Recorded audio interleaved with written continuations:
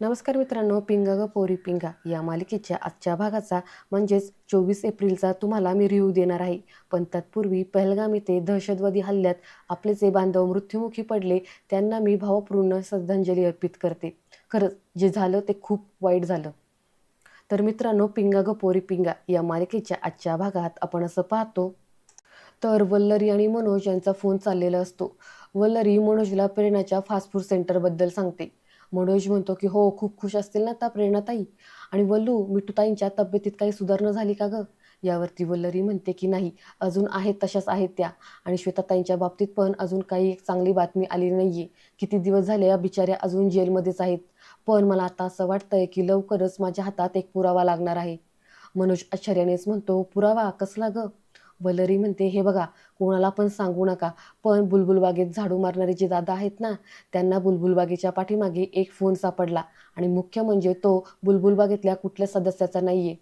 हे ऐकल्यावरती मनोज म्हणतो, अगं काय सांगतेस वल्लरी तू? वल्लरी म्हणते की हो, मला असं वाटतंय की कदाचित हा फोन मिठूताईंवर हल्ला केलाय ना, त्या माणसाचा असू शकतो. मनोज म्हणतो, मानलं यार वल्लरी तुला, भारी काम केलंय तू. तो जर फोन खरंच हल्लेखोराचा असेल ना, तर खूप मोठा पुरावा सापडेल आपल्याला. वल्लरी म्हणते, हो ना, तुम्हाला माहिती आहे, आता मला कुठेतरी आशा वाटतीये की ही केस थोडी पुढे जाईल. मनोज म्हणतो, तू ऐक ना, त्या फोनबद्दल नानावटी सरांना सांग. वल्लरी म्हणते, नाही नाही, नानावटी सरांना आता नको काही सांगायला. त्यापेक्षा ना आपणच काहीतरी या फोनचं करूया. त्यांच्याकडे आधीच खूप काम आहेत. हे सांगितलं तर उगाचच त्यांना त्रास होईल. त्यापेक्षा आपणच खात्री करून घेऊयात आणि मग नानावटी सरांना सांगूयात. मनोज म्हणतो, हो ते पण बरोबरच आहे. बरं वल्लू, मी काय म्हणतो, मनीषाच्या लग्नाची खरेदी करायला मी पुण्याला जाणार होतो. त्याऐवजी मी आता मुंबईला येतो. म्हणजे कसं आहे, खरेदी करता येईल आणि दोघे मिळून त्या फोनचं काय करायचं ना ते पण पाहूयात. वल्लरी म्हणते, हो चालेल, थँक्यू बरं का. तुम्ही आलात ना तर मग आपण पुढे काय करायचं ना ते ठरवूयात. मनोज म्हणतो, ठीक आहे, चल काळजी घे तू. असं म्हणत आता मनोज फोन ठेवतो. त्यानंतर आता दुसऱ्या दिवशी सकाळी प्रेरणा वल्लरीला म्हणते की वल्लरी, आजचा दिवस तू डबा हॉस्पिटलमध्ये नेऊन देतेस का मिठूच्या बाबांना? मला ना जरा गडबड आहे. वल्लरी म्हणते, मी ते. तर प्रेरणाच्या लक्षात येतं की वल्लरीला मिठूच्या बाबांनी हॉस्पिटलमध्ये येण्यास मनाई केलेली आहे. प्रेरणा म्हणते, सॉरी ग, मी ना असं पटकन बोलून गेले. मिठूच्या बाबांनी तुला तिकडे यायची परमिशन दिली नाही ना, ते माझ्या डोक्यातच नव्हतं. खरंच सॉरी, पण हरकत नाही, मी तेजाला सांगते. असं म्हणत आता प्रेरणा तेजाला आवाज देऊ लागते. वल्लरी म्हणते की प्रेरणाताई, तेजाताई घरी नाही आहेत, त्यांचं काहीतरी ऑफिसमध्ये काम होतं ना अर्जंट, म्हणून लवकर गेल्यात बाहेर त्या. तर प्रेरणा म्हणते की हो का, ठीक आहे, हरकत नाही, मी जाते, पटकन डबा देते आणि मग जाईल सेंटरला. असं म्हणत आता प्रेरणा जायला लागते. वल्लरी प्रेरणाला आवाज देत म्हणते की प्रेरणाताई, मला तुमच्याशी थोडं बोलायचंय. प्रेरणा म्हणते, बोल ना. वल्लरी म्हणते की प्रेरणाताई, खरंच तुम्हाला पण आता असं वाटतंय का की श्वेताताईच दोषी आहेत? मिठूताईंवर श्वेताताईंनीच हल्ला केला, हे तुम्हाला आता पटतंय का? तर यावरती प्रेरणा म्हणते, असं मी काही बोललेलं नाहीये. वल्लरी म्हणते, अहो पण तुम्हीच म्हणाला ना, युवराज साहेब जे बोलले ते विचार करूनच बोलले असतील म्हणून. ताई मला माफ करा, मला चुकीचं समजू नका, पण युवराज साहेबांनी तुम्हाला काम दिलं म्हणून आता तुम्हाला ते खरे वाटतात आहेत का? तुम्हाला असं अचानक काय झालंय? यावरती प्रेरणा म्हणते, असं काही नाहीये. त्या क्षणी मी काय करणं अपेक्षित होतं मग? आणि तसंही श्वेता दोषी आहे असं मी बोललेलेच नाहीये. वल्लरी म्हणते, मी एक सांगू का ताई, अहो राजकारणी आहेत ते, सगळ्या गोष्टींमध्ये फक्त राजकारण करणार. ते फक्त तेच बोलतात ज्यामध्ये त्यांचा फायदा असतो, दुसरं काही खरं नाही. एक सांगू का, आत्तासुद्धा त्या आपल्यामध्ये फूट पाडतात आहेत. प्रेरणा म्हणते, हे बघ वल्लरी, युवराज साहेबांसारख्या मोठ्या माणसाने यामध्ये लक्ष घातलंय ना, तर मग आता या केसचा तपास लवकरच वेगाने पुढे जाईल. आणि मला खात्री आहे की तपास वेगाने गेला की निकाल पण लवकरच लागेल. आणि त्या निकालात कोण दोषी आहे ना हे सगळ्यांसमोर येईल. फक्त जो काही निकाल असेल तो आपण स्वीकारला पाहिजे. त्यासाठी मनाची तयारी केली पाहिजे. वल्लरी म्हणते, पण म्हणून काही सिद्ध झालेलं नसताना श्वेताताईंना दोषी ठरवणं, गुन्हेगार ठरवणं हे बरोबर आहे का? अजून फक्त शंका आहे त्यांच्यावर. त्याआधीच सगळेजण खात्री असल्यासारखं त्यांना गुन्हेगार ठरवतायत. प्रेरणा म्हणते, हे बघ वल्लरी, या सगळ्या गोष्टींमध्ये ना मला पडायचं नाहीये ग. आता खूप महिने झाले, पैशांची चणचण सोसली आहे मी. या सगळ्यातून आता कुठे मार्ग दिसतोय मला. आता कुठे गोष्टी सुरळीत होतील असं वाटायला लागलंय. रोज सकाळी उठले ना की आजारी बाप, सतत पैसे मागणारी आई आणि शिक्षण घेणारा भाऊ डोळ्यासमोर येतात माझ्या. आणि या परिस्थितीतून मला बाहेर पडायचंय, यातून मला मार्ग काढायचा आहे. त्यामुळं ना मला आता ह्यामध्ये काही पडायचं नाहीये. मी मनापासून काम करणार आहे आणि सतत केसचा जर मी विचार केला ना, तर मला काम करता येणार नाही. हे बघ, कुणाला वाटत असेल नाहीतर नसेल, माझ्यासाठी मिठू आणि श्वेता तेवढ्याच दोघी महत्त्वाच्या आणि तितक्याच जवळच्या आहेत. हे कोणाला जरी दिसत नसलं ना, तरी माझ्या स्वामींना चांगलंच माहिती आहे. कारण रोज सकाळी उठल्यानंतर मी त्या दोघी सुखरूप असाव्यात म्हणून स्वामींकडे अशी प्रार्थना करते. असं म्हणत आता प्रेरणा तिथून निघून जाते. त्यानंतर आता आपण असं पाहतो की इकडे वल्लरी पोलीस स्टेशनला श्वेताला भेटायला येते. मीरा इन्स्पेक्टर वल्लरीला म्हणतात, काय गे वल्लरी भांबरे, हल्ली तू एकटीच येते श्वेताला भेटायला? त्या दोघींची मैत्री काय हवेत उडून गेली की काय? वल्लरी म्हणते, असं काही नाहीये, त्यांना फक्त वेळ मिळत नाही, त्यांना काम असतात म्हणून मी येते. यावरती मीरा इन्स्पेक्टर म्हणतात की माहिती आहे ना किती कामात असतात त्या. ते झालं ना सगळं व्हायरल, उद्घाटन सोहळे, राजकारणी लोकांसोबत फोटो बिटो, काय दिसत नाही का आम्हाला? इथेच यायला बरं त्या दोघींना वेळ नसतो. काही या प्रकरणात अडकण्यापेक्षा हळूहळू कमी झालेलं बरं, असा विचार केला त्या दोघींनी. आता वल्लरी म्हणते की हे बघा, आम्ही सगळ्याच जणी श्वेताताईंच्या पाठीशी भक्कमपणे उभे आहेत. आमच्या मैत्रीवर शंका घेऊ नका, कारण आमची मैत्री घट्ट आहे. आता खरं तर या वल्लरीच्या बोलण्यावरती मला सुद्धा हसायला येतं मित्रांनो. कारण सपशेल तेजा आणि प्रेरणा ह्या दोघींनी श्वेताच्या विरोधातच गेलेल्या आहेत. तरी सुद्धा वल्लरी कोणत्या कॉन्फिडन्सने हे म्हणते की आमची मैत्री घट्ट आहे. असो, मीरा इन्स्पेक्टर म्हणतात, मैत्रीवर फार चांगले लेक्चर देता येतात ग तुम्हा सगळ्यांना. वल्लरी म्हणते, तुम्हाला जे समजायचे ते तुम्ही समजा, मी काय करू शकत नाही. आता असं म्हटल्यावरती मीरा इन्स्पेक्टरचा मात्र इगो हट होतो आणि त्या रागातच म्हणतात की ए मूर्ख नाहीये मी, जे समजायचं आहे ना ते समजलंय मला. तितक्यात आता तिथे कॉन्स्टेबल येतात आणि त्या म्हणतात की मॅडम, त्या बुलबुलला हा पिंजरा आवडायला लागलाय वाटतं. इन्स्पेक्टर मीरा म्हणतात की म्हणजे? कॉन्स्टेबल म्हणतात की अहो श्वेता नाही म्हणते यांना भेटायला, लॉकअपमध्येच राहायचा इरादा दिसतोय. यावरती मीरा इन्स्पेक्टर हसतात आणि वल्लरीला म्हणतात की घे, तुझ्या घट्ट मैत्रीची तुझ्याच मैत्रिणीने अशी की तेशी करून टाकली. एवढा आटापिटा करून इथे येतेस, पण तिला तुला भेटायची इच्छा नाहीये, आता काय करशील? वल्लरी म्हणते, त्यांना जरी मला भेटायची इच्छा नसली ना, मला आहे. असं म्हटल्यानंतर आता वल्लरी श्वेताला भेटायला आतमध्ये जाते. आता श्वेता वल्लरीला पाहताच म्हणते, कशाला आलीस तू इथे? मला कोणालाही भेटायची इच्छा नाहीये. वल्लरी म्हणते, श्वेताताई काय झालं सांगा ना मला, का इतक्या तुम्ही चिडलायत? श्वेता रागातच म्हणते की संपलंय आता सगळं. ती प्रेरणा सुद्धा युवराज पाटीलच्या तालावर नाचायला लागली. तिला सुद्धा असंच वाटतंय ना की मीच मारलं मिठूला. तेजा तर आधीपासूनच विरोधात होती. संपलंय, सगळं संपलंय, आता काहीच होऊ शकत नाहीये. मीरा मॅडमने दाखवलंय मला सगळं ते व्हिडिओज. वल्लरी म्हणते, हे बघा, असं काही नाहीये श्वेताताई, अहो तुम्हाला फक्त एकच बाजू सांगितली गेली आहे. अहो प्रेरणाताईचे सगळे डबे बंद झाले, त्यांना पैशाची खरंच खूप गरज आहे हो आत्ता. श्वेता रागातच म्हणते, म्हणून काय ती मला मिठूची मारेकरी ठरवणाऱ्या लोकांबरोबर काम करणार, त्यांच्याकडून काम मिळवणार? आता याला काय अर्थ उरलाय का या मैत्रीला?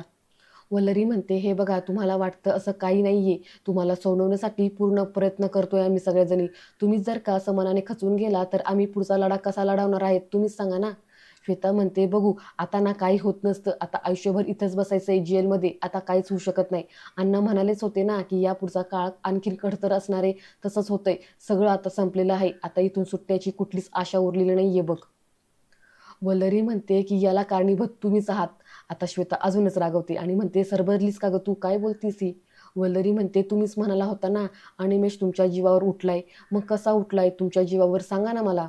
अनिमेषबद्दल काही विचारलं तर तुम्ही गप्प होऊन जातात. मला सांगा, तो कुठे राहतो, त्याचा पत्ता काय आहे, त्याच्या आयुष्यात काय चाललंय, कुठे असतो? तुम्ही काहीच सांगत नाहीये मला. असं सत्य दडवून ठेवू नका. तुम्ही जर असं स्वतःची मदत केली नाही तर आम्ही कशी करणार आहोत सांगा बरं. आणि जर असं असेल ना, तर तुम्हाला बाकीच्यांना दोषी म्हणण्याचा काही हक्क नाहीये. बघा, आता परत तुम्ही गप्प झालात. बोला ना श्वेताताई, अहो तुम्हाला मी काय विचारते, अनिमेषबद्दल काहीतरी सांगा. अनिमेषबद्दल काही कळालंच नाही तर ही केस कशी पुढे जाणार आहे तुम्हीच मला सांगा बरं. असं म्हणून वल्लरी तिला खूप अनिमेषबद्दल विचारण्याचा प्रयत्न करते, पण श्वेता मात्र काहीच सांगायला तयार नसते.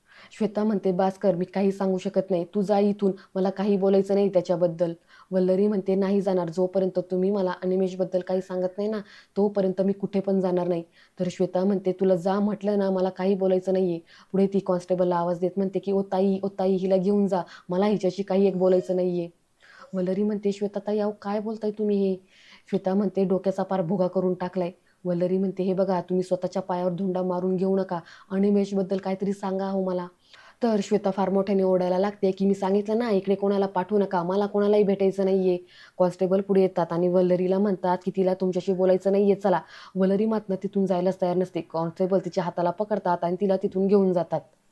त्यानंतर आता आपण असं पाहतो की हॉस्पिटलमध्ये तेजा मिठूला भेटायला येते आणि मिठूच्या बाबांकडे मिठूची तब्येतीची चौकशी करते. तेवढ्यात आता तिथे हर्षित फुलं घेऊन येतो. मिठूचे बाबा म्हणतात, हे बिचारं पोरगं दर दिवसांनी ताजी फुलं घेऊन येतं. माझ्या मिठूला तेवढाच दिलासा आहे की तिच्यासाठी कुणीतरी फुलं आणलीत. हर्षित म्हणतो, अरे अंकल जी, या फुलांच्या खुशबूने मिठूला जाग येऊ शकते. हमें उम्मीद नहीं हारनी चाहिए. मिठूचे बाबा म्हणतात की तुझा हा विश्वास लवकरच खरा होऊ दे.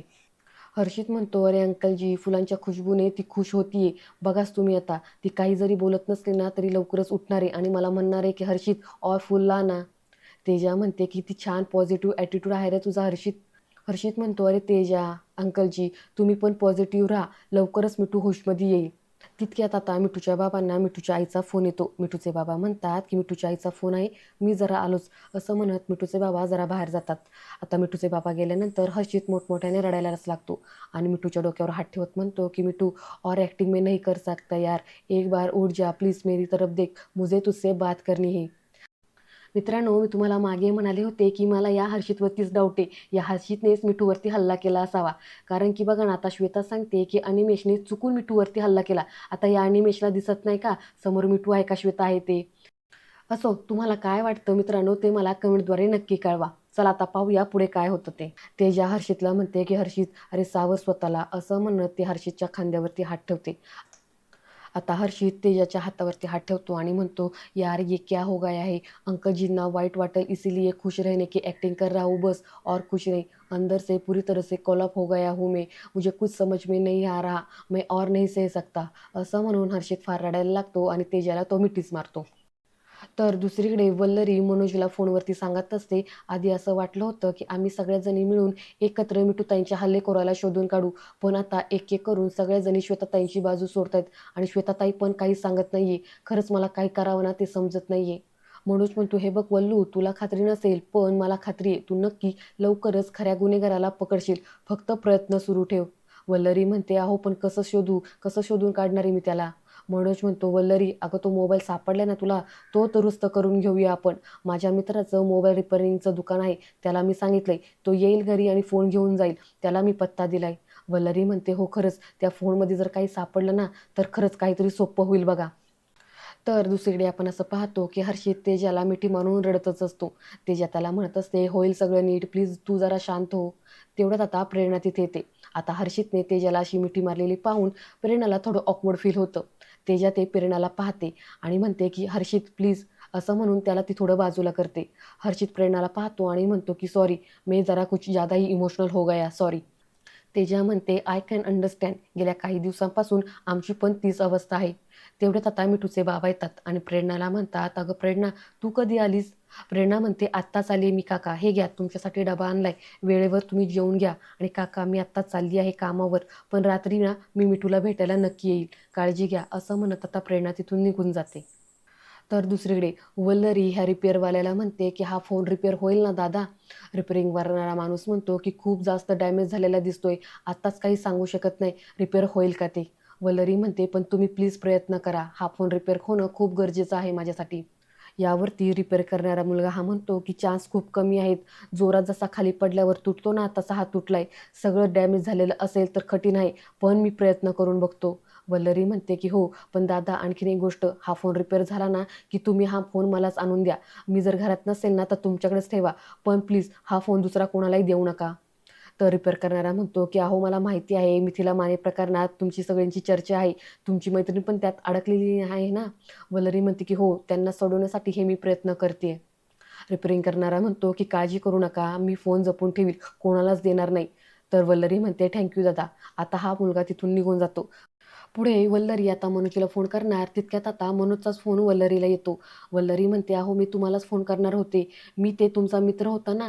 तितक्यात आता तिकडून मनोज पटकीने म्हणतो की अगं हॅलो, मी तुला तेच सांगायला फोन केला होता की माझ्या मित्राला फोन केला होता मी, त्याला आज जमणार नाही, तो उद्या येईल फोन घ्यायला.